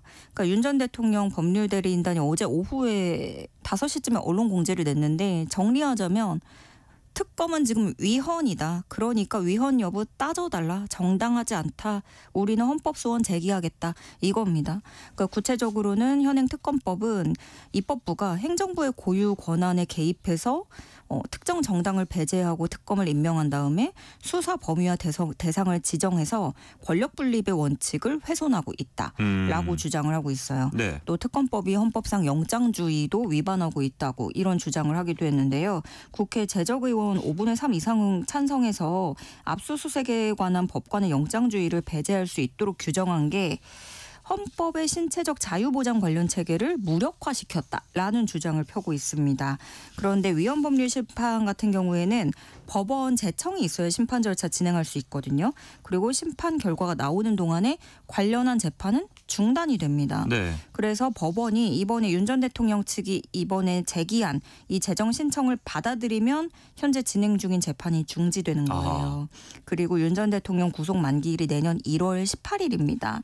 1심 선고가 못 나오면 석방 가능성도 생기는 거고요. 문제는 윤 전 대통령이 그 전에 이제 불법계엄 이후에 직후에 관저에 있을 때 말이에요. 네. 체포영장에도 불응하고 공수처도 뭐 이제 가고 그랬지만 그렇죠. 되게 온몸으로 막아서는 그런 모습이었잖아요. 네. 근데 그게 되게 국민들은 보면서 저렇게도 할 수 있었던 거야? 되게 생소한 모습이었어요. 그렇죠. 그렇게 버텼던 시간들부터 해서 이번에 그 헌법소원 내는 것도 그렇고 이것이 사법전선 전체를 뒤흔드는 파장을 낳고 있다. 이런 부작용은 좀 우려되는 대목입니다. 예. 자, 그런가 하면 내란 특검팀은 비상겸 국회제 의결 이 수사와 관련해서 국민의힘 의원들이 참고인 출석을 거부하고 있다. 그런 이 상황에서 이 필요한 경우에 증인 신문 청구까지 검토하고 있다고 밝혔네요. 네, 그러니까 소환에 응하지 않는 증인에 대해서 구인이 가능한 거예요. 이거를 받아들이면 물론 법원이 받아들여야 되는 건데 그렇기 때문에 특검의 입장은 증인 신문까지 우리가 청구하기 전에 의원들 자발적으로 좀 나와서 얘기를 해달라, 협조해달라 이런 겁니다. 기자들 질문에 뭐 구체적으로 말하기는 어려워하긴 했지만 국민의힘 의원들이 참고인 출석을 거부하고 있다라는 점을 시사했고요. 특검은 정말 본인이 의혹과 관계가 없다면 적극적으로 소명을 해야지 진술을 거부하는 걸로 의혹이 풀리지 않는다. 국민의 대표로서 국민 기본권을 보호해야 될 당사자로서 정정당당하게 해명해 주길 바란다. 이렇게 강조했습니다. 네. 이 관련해서 마지막으로 한덕수 전 국무총리는 서희건설 매관 매직 의혹과 관련해서 오늘 오후 참고인 신분으로 특검에 출석을 합니다. 네, 김건희 특검 오늘 크게 두 가지로 좀 정리를 할 수 있는데요. 하나는 매관 매직 의혹이고 하나는 비서관 자녀 학폭 무마 의혹입니다. 오늘 처음으로 김상민 전 부장검사 불러서 조사를 하는데 이분은 피의자 신분이에요. 그 이우환 화백 그림을 뇌물로 줬다라는 의혹을 받고 있고 그래서 김건희 여사가 이 김상민 전 검사 당선시키려고 김영선 전 지역구에 그 김영선 전 의원 지역구에 밀어넣으려고 네. 그렇게 불출마를 종용했다. 명태균 씨의 주장으로는 그래서 대신에 김영선 전 의원에게는 장관이나 공기업 사장 자리를 제안했다. 그래서 매관 매직 어떤 그 공천 개입 의혹이 있다라고 네. 특검은 보고 있는 거고요. 그리고 또 그 서희건설 관련해서 매관 매직 의혹으로 한덕수 전 총리 조사하는데 이번에 한 전 총리는 참고인 신분이에요. 그러니까 서희건설 이봉관 회장 사위가 국무총리 비서실장에 임명됐잖아요. 그 경위에 대해서 한덕수 전 총리에게 물어볼 전망인 거고요. 네. 또 하나는 그 비서관 자녀 학폭 무마 의혹. 이 김승희 전 대통령실 의전 비서관의 자녀인데 이게 2023년 성남 한 초등학교에서 발생한 사건입니다. 김 전 비서관 딸이 또래 여학생을 폭행해서 각막이 훼손되는 상해를 입힌 사건인데 이게 학폭 사건 직후에 김건희 여사가 교육부 차관하고 한 8분 정도 통화한 사실이 알려졌거든요. 네. 그래서 특검팀은 최근에 경기도 성남교육지원청에서 학폭위 녹취록 같은 것들 자녀 관련한 자료를 제출받아서 확인하고 있는 상태입니다. 네. 자, 마지막으로 해외 소식도 하나만 짚어보겠습니다. 중국인데요. 중국 남부 지역을 덮친 태풍 타파가 좀 많은 피해를 일으키고 있네요. 네, 이 태풍 타파가 우리 시간 9일 오전 3시께 중국 잔장 북쪽 약 260km 부근에 상륙했습니다. 중국 관영 신화통신에 따르면 타이산 지역에서 180여 개 학교, 유치원 등 약 12만 명의 휴교령이 내려졌고요. 광둥성에서 총 6만여 명이 대피를 했어요. 예. 타이산 해안에는 3,300명 이상의 응급 인력을 대기시켰고요. 홍콩에서도 이 파타 영향을 받고 있는데 100여 편의 항공편 운항이 취소됐고요. 12명이 다쳐서 병원으로 이송돼 치료받고 있습니다. 예, 모쪼록 피해가 더 커지지 않기를 바라보겠습니다. 한낮의 교양 파트너, 지금 여러분께서는 세상의 모든 정보 함께하고 계십니다. 지금까지 오늘의 뉴스 조현정 시사평론가와 함께했습니다. 고맙습니다. 네, 고맙습니다.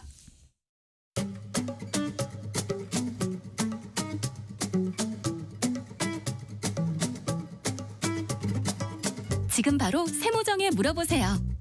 당신의 모든 궁금증을 풀어드리는 세모정 톡톡 상담소.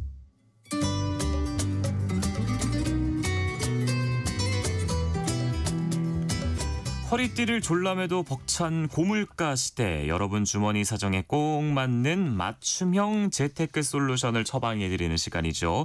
세무정 톡톡 상담소 화요일 코너 돈 되는 라디오, 오늘도 한국경제교육원 서형로 원장님과 함께하겠습니다. 어서 오세요. 안녕하세요. 네. 자, 저도 그렇고 요즘 20, 30대 사회 초년생들에게 재테크가 정말 중요합니다. 관심이 많은데요. 그런 청년들 사이에서 떠오르는 재테크 방법을 오늘 알려주신다고요? 네, 제가 그동안 여러 차례 소액이라도 조금씩 투자 경험을 쌓는 게 청년들이나 사회 초년생들에게 좋다고 이야기를 드렸는데요. 청년 시기에 투자를 시작하면 좋은 점들이 많죠. 네. 우선 복리 효과를 누릴 수 있고요. 또 젊을 때부터 돈 관리 습관을 들이면 금융 사기나 잘못된 투자에서 스스로를 지키는 바른 투자 습관도 생기고요. 또 투자를 실패한다 해도 투자 경험도 자산이 되어서 나중에 더 안전하게 재테크를 할 수 있습니다. 무엇보다 요즘은 월급만으로는 원하는 삶을 살기 어렵기 때문에 네. 재테크로 추가 소득원을 만들 수 있죠. 이런 청년 세대의 재테크 입문으로 요즘 떠오르는 P2P 투자에 대해 오늘은 말씀드리려고 합니다. 네. 자, 그런데 이 P2P 투자 생소한 분들이 많으실 것 같거든요. 어떤 투자죠? 네, 그 P2P 투자는 온라인 투자 연계 금융업이라고 정의를 내릴 수 있는데요. 온라인 플랫폼인 인터넷 홈페이지나 모바일 프로그램 등을 통해서 자금 제공 목적으로 연계에 투자한 자금을 투자자가 지정한 차입자에게 연계 대출을 하고 차입자로부터 회수하는 대출 상환금을 투자자가 투자금에 비례해서 지급받을 권리인 원리금 수취권을 투자자에게 제공하는 투자 방법이라고 생각하면 되는데요. 네. 말이 좀 어렵죠. 그래서 설명을 잘 해주신 것 같은데 좀 어렵습니다. 어렵죠. 네. 그래서 조금 쉽게 말해드린다면 온라인 플랫폼을 통해서 개인 간 대출 투자를 연결하는 금융 서비스라고 생각하면 되는데요. 조금 더 쉽게 말씀을 드리면 네. 그 우리가 대부업체 뭐 아니면 은행에 대출 이런 거 있잖아요. 네네. 이거를 개인 투자자들이 할 수 있는 뭐 상품이다 이렇게 생각하시면 됩니다. 예, 조금 이제 감이 잡혀가는 것 같습니다. 자, 그런데 이렇게 추천해 주실 만큼 왜 요즘 이런 P2P 투자가 뜨고 있는 거죠? 이런 P2P 투자에 청년들이 많이 몰리는 이유는 주식이나 부동산이 초기 자금이 많이 필요한 데 비해서 네. P2P 투자는 몇만 원 단위의 소액 투자도 가능해서 큰 돈이 없는 청년층도 투자 경험을 쌓을 수 있고요. 소액으로 투자가 가능하다 보니 여러 상품에 소액씩 나눠 투자할 수 있어서 리스크 관리가 상대적으로 쉽다는 점 때문입니다. 한마디로 투자 경험이 적은 청년들도 부담 없이 시도할 수 있기 때문인데요. 네. 또 같은 소액으로 투자할 수 있는 비트코인과 주식과의 가장 큰 차이점은 주식이나 비트코인처럼 큰 변동성이 있는 게 아니라 연 5에서 10% 수준의 대출이자가 기반이 되다 보니 매달 이자 수익이 나는 투자라는 점입니다. 또 주식 투자처럼 직접 기업을 분석하거나 시장을 실시간으로 보지 않아도 되는 게 역시 장점이죠. 그러니까 정말 뭐 20대 초반부터라도 몇만 원씩 뭐 투자할 수 있는 방법이고, 코인하면 이제 잠 못 자거든요. 맞습니다. 계속 이제 보고 있어야 돼서, 근데 그런 거에 비해서는 안정적이다. 네, 맞습니다. 네, 이렇게 보면 될 것 같습니다. 자, 세모정 톡톡 상담소, 오늘 돈 되는 라디오 시간에는 개인 간 대출과 투자를 연결하는 금융 서비스 P2P 투자에 대해서 살펴보고 있습니다. 궁금한 점 있으시면 문자로 많이 참여해 주세요. 서영로 원장님이 상담도 해드리고 추첨 통해서 5분께는 모바일 햄버거 쿠폰도 보내드립니다. 문자 보내주실 곳은 샵 9730번입니다. 있습니다. 짧은 문자는 50원, 긴 문자는 100원의 정보 이용료가 있습니다. 콩 게시판 그리고 KBS 1라디오 유튜브 채널을 통해서는 무료로 참여하실 수 있습니다. 자, 계속해서 여쭤보겠습니다.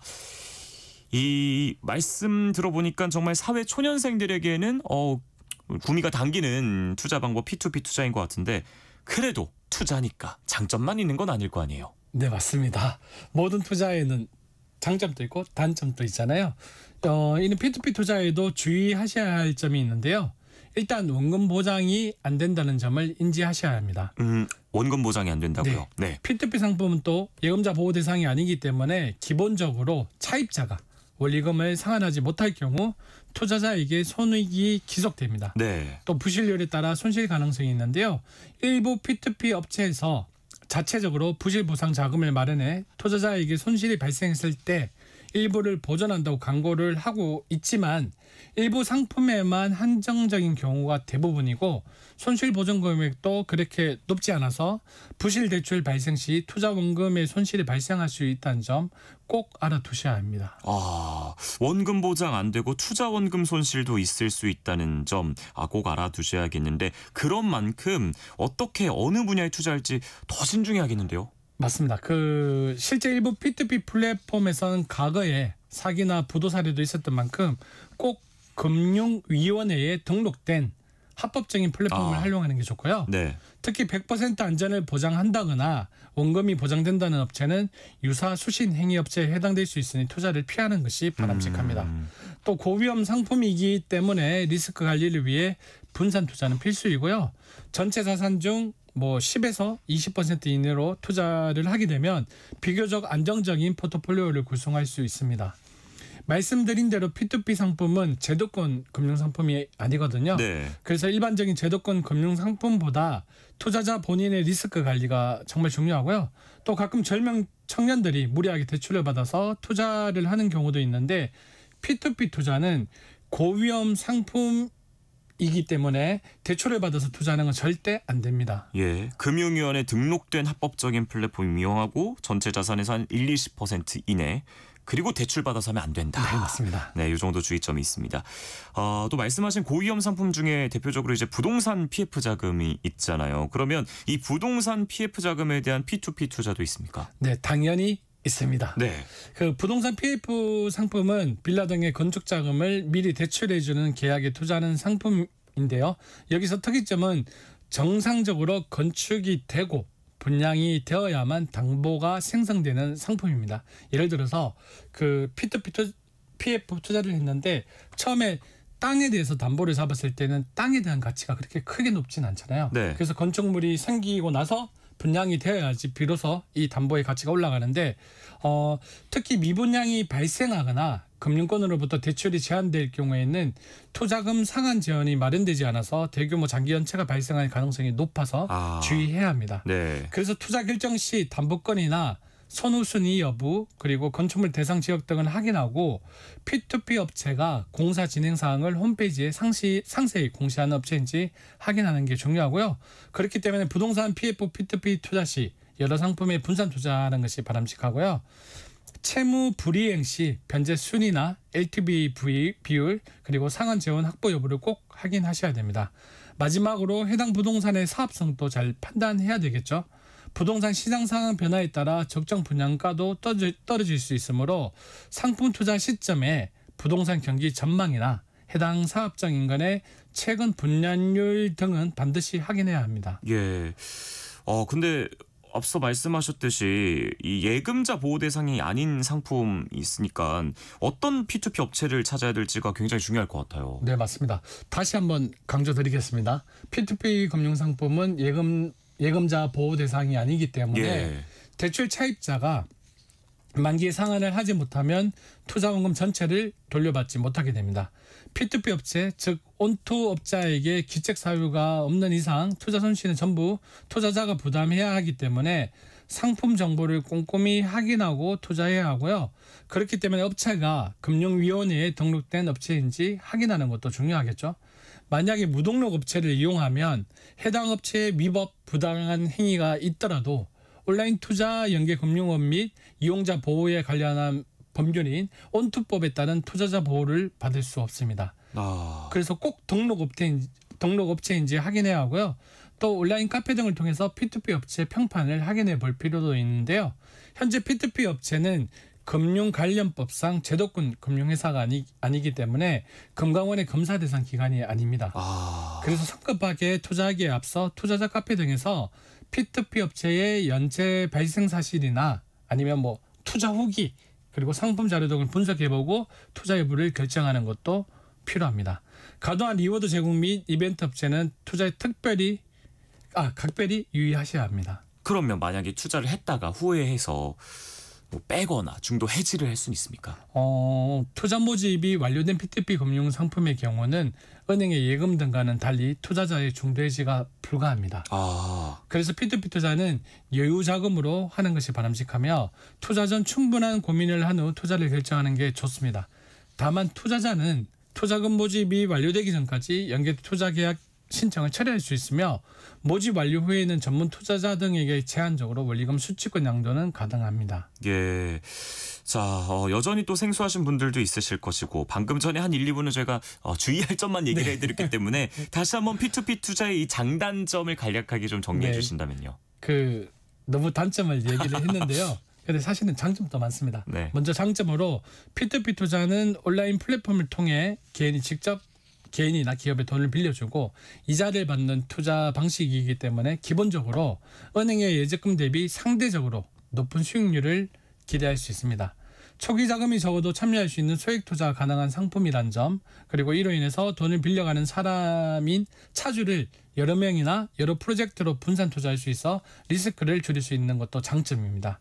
투자자 입장에서 다양한 분야인 부동산, 그리고 뭐 기업 운영, 개인 신용에 투자할 수 있다는 점과 온라인 플랫폼에서 간단히 투자가 가능하며 모바일 앱으로 관리도 쉽게 할 수 있는 것도 장점이고요. 하지만 반면에 또 한번 얘기를 드리지만 은행 예금과는 달리 예금자 보호법의 보호를 받지 못하고요. 그래서 원금 보장이 되지 않습니다. 또한 차주가 돈을 갚지 못하면 원금 손실이 발생할 수 있고요. 일부 업체가 불투명하게 운영하거나 사기성 영업을 하는 경우도 있고요. 플랫폼 자체가 폐업하면 투자금 회수가 어려울 수 있는 등 플랫폼 리스크가 존재합니다. 만기까지 기다려야 돈을 돌려받을 수 있는 등 투자 금액을 중도에 회수하기 어렵다는 점도 주의해야 할 점이고요. 이로 인해서 비상시 돈이 급하게 필요할 때 문제가 되겠죠. 아직까지 제도적으로 조금씩 보완되고 있지만 아직 은행과 정거사 같은 강력한 규제가 적용되지 않아 안전망이 부족합니다. 또 이자 소득에 대해 15.4%의 세금이 부과된다는 것도 부담이죠. 이런 점들을 충분히 체크하고 투자하셔야 됩니다. 자, 아무래도 이 P2P 투자하시는 분들 중에서는 부동산 관련 투자를 많이 하실 것 같은데 이 부동산 관련 P2P 관련해서 좀 정리를 해주신다면 어떤 주의할 점이 있을까요? 먼저 가장 많이 투자하는 부동산 PF 대출 상품부터 정리하자면 상한 순위는 후순위가 대부분이고 모집 금액이 커서 여러 회차로 나눠 분할 모집하기 때문에 반드시 투자 시점에 부동산 경기나 사업장 인근 지역의 분양률 등 최신 정보를 확인해야 합니다. 이 말을 다시 정리를 하자면 PF 부동산 대출 상품 같은 경우에는 토지 사업을 구성할 때부터 토지의 땅에다가 사업을 팔 때 이때까지 PF 자금을 계속 대출을 모집하고 있기 때문에 내가 어떤 기간에 투자하느냐에 따라서 조금 진행상을 보고 투자할 수 있다는 점이 특징이고요. 두 번째는 부동산 담보 대출 상품인데요. 상품의 특성상 LTV 담보 인정 비율이 이제 중요합니다. LTV 비율이 100%에 가까울수록 리스크가 커지기 때문에 이걸 기준으로 체크하는 게 좋고요. 또 아파트 등 담보 가치를 산정할 때 최신 자료를 활용하였는지 확인하는 것도 중요합니다. 세 번째는 동사담보 등의 기타 담보 대출인데요. 감정평가서가 없는 경우 가치평가 방법을 살펴보고 보수적으로 책정되지 않은 상품은 유의할 필요가 있습니다. 네 번째는 차입자가 개인인 신용대출 상품인데요. 차입자의 특성상 상환 능력이 중요하잖아요. 그래서 이런 잣대로 평가할 수 있는 신용점수가 중요합니다. 대출 및 연체 기록 등을 통해서 대출 및 정상 상환 이력이 많을수록 차주의 상환 능력 및 상환 의지가 높은 것으로 볼 수 있습니다. 다섯 번째는 차입자가 법인인 신용대출 상품인데요. 신용 등급, 그리고 재무 해당 자료 등을 꼼꼼히 살펴서 해당 업체의 채무 변제 능력을 잘 보셔야 하고요. 마지막으로 어음 매출 채권 담보 대출 상품이 있는데요. 이 상품은 차입을 하는 자와 상환을 하는 자가 다른 것이 특징이기 때문에 상환 의무자가 상환을 하지 못하게 되는 경우 차입자로부터 상환을 받을 수 있는지 확인해야 하고 채권 양도 통지 또는 승낙 절차를 거쳐 제3자에 대한 대항력이 구비되었는지 확인해야 합니다. 네. 자, 오늘 돈 되는 라디오에서는 온라인 투자 연계금융인 P2P 투자에 대해서 얘기 나눠보고 있습니다. 궁금한 점 있으신 분들 문자 보내주시면 서영로 원장님과 함께 상담해 드리겠습니다. 빨리빨리 보내주세요. 노래 한 곡 듣고 오겠습니다. 다비치의 파리파리. 네, 다비치의 파리파리 듣고 왔습니다. 많은 분들께서 문자 보내주셨는데요. 3789 쓰신 분, 돈을 빌린 사람이 이자나 원금을 못 갚으면 이 P2P 투자한 사람은 어떻게 되나요? 담보가 있나요? 네, 기본적으로 안타까운 이야기지만 손실을 볼 수밖에 없는 상품입니다. 좀 전에도 예금자 보호법에 보호를 못 받는다고 했는데 근데 예전보다 이 P2P 업체 환경들이 많이 변해서 지금 온토법이라는 게 있거든요. 네. 그래서 플랫폼에 따라서 손실이 발생했을 때 법무적인 비용을 지원해서 받을 수 있는 형태로 하는 플랫폼들이 있기 때문에 조금 확인해보고 이거 투자하는 방법도 괜찮다고 봅니다. 네, 6864님은 그러면 어느 정도의 여유 자금으로 투자를 하는 게 좋을까요? 개인적으로 내 자산에 좀 전에도 말씀을 한번 드렸는데 10% 정도 만약에 내가 네. 1,000만 원의 여유 자금이 있다면 100만 원 정도의 자금을 가지고 온라인 플랫폼을 통해서 투자하는 게 괜찮다고 생각이 됩니다. 네, 1421님은 전에 지인이 P2P 투자로 손해를 좀 크게 봤는데 지금은 제도권에서 이루어진다니까 위험성이 줄어들었다고 봐도 괜찮을까요? 네, 많이 줄었고요. 개인적으로 제가 얼마 전에 모 플랫폼에서 하나 상품을 봤는데요. 서초구 방배동에 네. 장사하는 가게를 대상으로 펀딩을 진행해서 이제 돈을 빌려주고 받는 이자를 받는 상품인데요. 이런 상품 같은 경우에는 내가 가게를 확인할 수 있잖아요. 네. 그리고 제가 그 지역에 살고 있다면 어떤 가게가 잘 되는가를 보고 좀 더 안정적인 투자를 할 수 있다고 생각이 됩니다. 네. 자, 방금 전에 또 6205님이 P2P 투자할 때 어느 정도 기대 수익률을 예상하면 적당할까요? 이런 질문 주셨습니다. 오늘 하려고 했는 말들 중에 제가 하나를 말씀을 드리면 정상적인 사업을 영위한 플랫폼 회사의 올해 기준 세전 평균 수익률을 말씀을 드리면 약 6에서 12% 정도 나옵니다.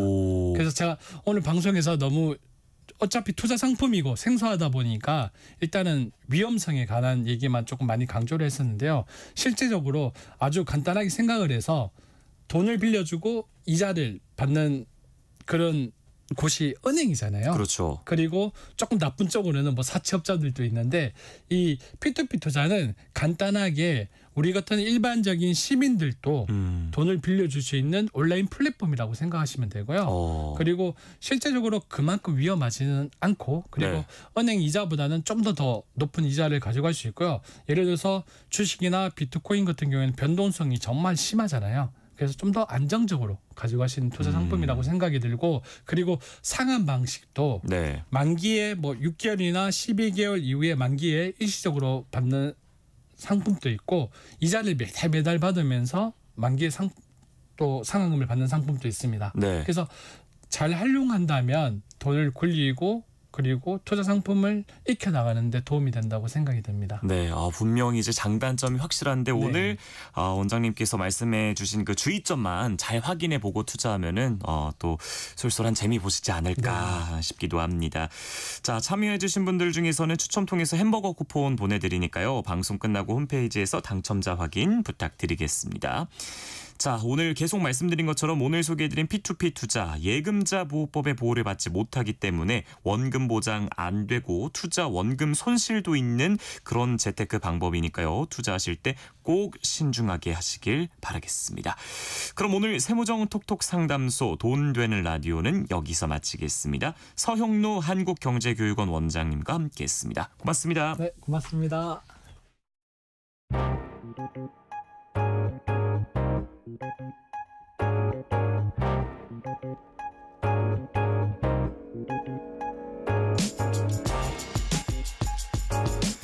과학의 시선으로 우리 일상을 돌아보는 한낮의 과학실. 오늘도 이충환 동아 SNC 편집위원과 함께하겠습니다. 어서 오세요. 네, 안녕하세요. 네, 오늘은 어떤 과학 얘기를 나눠볼까요? 혹시 우리 몸속에 또 하나의 보이지 않는 동물원이 있다는 사실 혹시 알고 계신가요?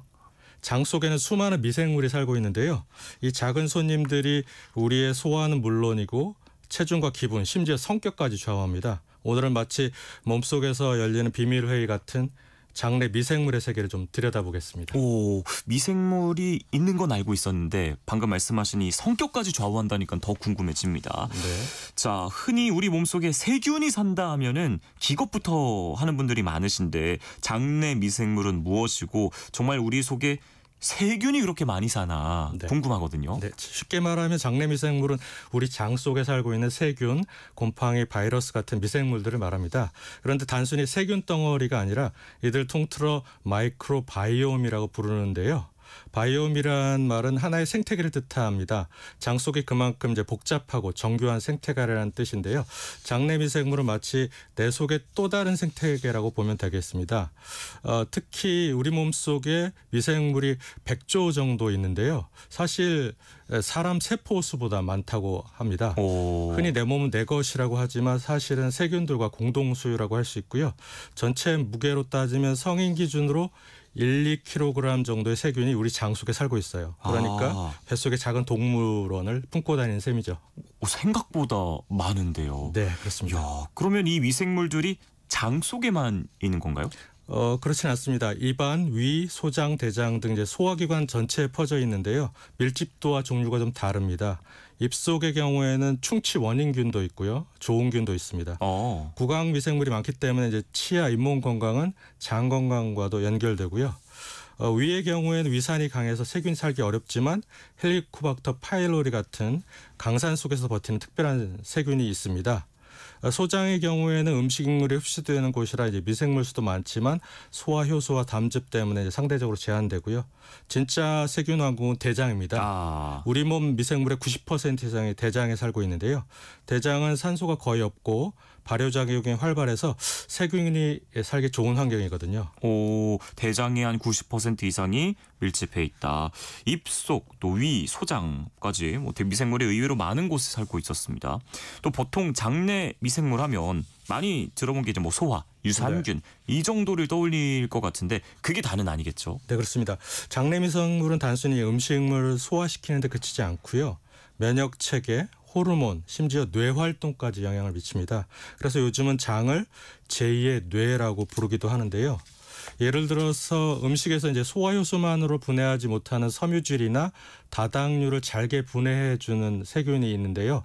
이들이 내놓는 짧은 사슬 지방산이 장 점막을 튼튼하게 만들어 면역력을 지켜준다고 합니다. 또 일부 세균의 경우에는 비타민 K 같은 영양소도 합성해줘요. 그러니까 장내 세균은 마치 몸속에서 함께 사는 보이지 않는 동거인 같은 존재입니다. 네. 특히나 이제 장은 면역 세포의 70%가 모여 있는데 그 미생물이 면역 훈련 교관처럼 면역 체계를 길러주고 면역 균형을 조절해서 알레르기, 자가 면역 질환 등에 영향을 미칩니다. 그래서 장내 미생물을 보이지 않는 장내 약국이자 면역 훈련소라고 비유할 수 있겠습니다. 그런데 요즘 이 알레르기 또 아토피도 장내 세균과 연관이 있다 이런 얘기도 들리던데요. 네, 그렇습니다. 실제로 출산 방식이 큰 영향을 주는데요. 그러니까 자연분만으로 태어난 아기는 산도에서 엄마 미생물을 받아서 장내 세균 구성이 더 건강하거든요. 네. 이 덕분에 이제 초기 장내 세균 구성이 훨씬 풍부하고 균형 잡히게 형성되죠. 예를 들어서 락토바실러스, 비피도박테리움 같은 유익균이 초기에 이제 자리 잡아서 면역 체계를 건강하게 길러줍니다. 반면에 이제 제왕절개로 태어난 아이는 산도를 거치지 않기 때문에 피부나 병원 환경에서 온 세균이 먼저 자리 잡게 됩니다. 네. 그래서 초기에는 이제 세균 다양성이 떨어지고 일부에서 연구에 따르면은 그 알레르기, 천식, 비만 위험이 높다는 보고가 있습니다. 심지어 이제 모유 수유냐 분유 수유냐에 따라서 장내 세균 구성도 달라집니다. 모유에는 유익균뿐만 아니라 아기의 장내 세균을 키워주는 올리고당이 풍부하거든요. 네. 그래서 비피도 박테리움 같은 좋은 균이 자라고요. 근데 분유의 경우에는 영양은 충분히 공급되지만 특정 균종은 잘 자라지 못해요. 그래서 세균 구성이 좀 제한적일 수 있다고 합니다. 비유하자면 자연분만과 모유 수유는 아기가 태어나자마자 풍성한 미생물 오케스트라를 받아서 시작하는 거고 네. 제왕절개와 분유를 섭취한다고 한다면 처음엔 소수의 작은 밴드로 시작해서 점점 커져가는 느낌이라고 할 수 있겠습니다. 자, 비유를 굉장히 멋있게 해주시는 것 같아요. 네. 감사합니다. 면역 훈련소의 오케스트라와 작은 밴드까지. 근데 이 장내 미생물이 그러면 체중하고도 관련이 있을까요? 많은 분들이 궁금해하실 것 같거든요. 네, 그렇습니다. 유명한 연구 중에 2006년 네이처에 실린 연구가 있는데요. 이 연구에서 과학자들은 유전적으로 같은 조건의 쥐를 두 그룹으로 나눠서 키웠습니다. 똑같은 양의 음식을 먹였는데 어떤 쥐는 금세 뚱뚱해졌고요. 네. 어떤 쥐는 날씬한 상태를 유지했어요. 그 차이를 봤더니 바로 장내 세균 조성이 달랐습니다. 예, 비만쥐의 장에는 음식에서 칼로리를 더 알뜰하게 뽑아내는 세균이 많았어요. 그러니까 마치 같은 밥 한 공기를 먹어도 어떤 세균은 70%만 소화시키고 어떤 세균은 90%까지 쏙쏙 흡수하는 셈이죠. 네. 여기서 더 흥미로운 건 뚱뚱한 쥐의 장내 세균을 날씬한 쥐에게 이식했더니 그 쥐도 살이 쪘다는 사실입니다. 반대로 날씬한 쥐의 세균을 이식하면 체중이 줄어들었어요. 그러니까 비만이 단순히 먹는 양이나 운동량만의 문제가 아니라 장 속 세균의 생태계와도 깊은 관련이 있다. 이런 걸 입증한 건데요. 네. 놀랍게도 사람에게도 비슷한 현상이 확인됐습니다. 비만 환자와 마른 사람의 장내 미생물 구성이 뚜렷하게 다르고요. 심지어 비만인 부모에게서 태어난 아기가 어릴 때부터 특정 세균 비율이 높은 경우에 실질적으로 살찔 위험이 크다는 결과도 나왔어요. 이 때문에 장내 미생물이 비만에 결정적인 영향을 줄 수 있다. 이렇게 밝혀진 거죠. 저는 세상에서 제일 부러운 사람이 먹방 유튜버 분들처럼 아무리 먹어도 살 안 찌는. 네. 반대로 이제 또 어떤 분들은 난 물만 먹어도 살찐다. 억울해하시는 분들 있잖아요. 네. 그러면 오늘부터는 다이어트 실패한 게 세균 탓이다. 내가 조금만 먹었는데 살찐 건 장내 미생물 세균 탓이다. 이렇게 생각해도 괜찮겠는데요? 꼭 그렇지는 않습니다. 결국 그런가요? 이제 네. 식습관이 어떤 세균을 키우느냐를 결정하거든요. 그러니까 섬유질과 발효식품을 많이 먹으면 유익균이 늘어나고요. 그리고 기름지고 단 음식을 많이 먹으면 유해균이 좀 득세합니다. 쉽게 말하면 내가 먹는 게 내 세균 밥상이 되고 그 세균이 차린 밥상이 결국 나의 몸매가 된다. 이렇게 생각하시면 되겠습니다. 네. 식습관이 또 중요하네요. 네. 네. 그러면 몸무게뿐만 아니라 아까 이제 처음에 이제 성격도 좌우한다고 하셨으니까 그럼 우리 어떤 뇌나 정신 건강도 세균과 연관이 있는 건가요? 네, 맞습니다. 장, 뇌, 축이라는 개념인데요. 장내 세균이 발효할 때 나오는 물질들이 세로토닌, 도파민 같은 이제 신경전달 물질을 생성해서 영향을 미치는데요. 우울증 환자에게 특정 세균이 부족하다는 연구도 있어요. 흔히 이제 행복 호르몬인 세로토닌의 경우 90%는 장에서 만들어진다. 이런 연구가 있고요. 예. 그러니까 기본이 사실은 머리가 아니라 배에서 시작된다고 해도 과언이 아닙니다. 그래서 스트레스 받으면 속이 더부룩하고 설사하는 경우 좀 있잖아요. 네. 예, 장에 문제가 생기면 우울, 불안도 심해질 수 있는 거고요. 결국 장내 미생물 균형이 깨지면 우울증이나 불안증 위험도 커질 수 있다. 이렇게 말씀드릴 수 있습니다. 그러니까 장과 뇌가 양방향으로 어떤 문자 메시지를 주고받는 셈인데요. 요즘에는 장내 세균을 조절해서 우울증이나 자폐증 치료에 도움을 주려는 임상시험도 진행되고 있습니다.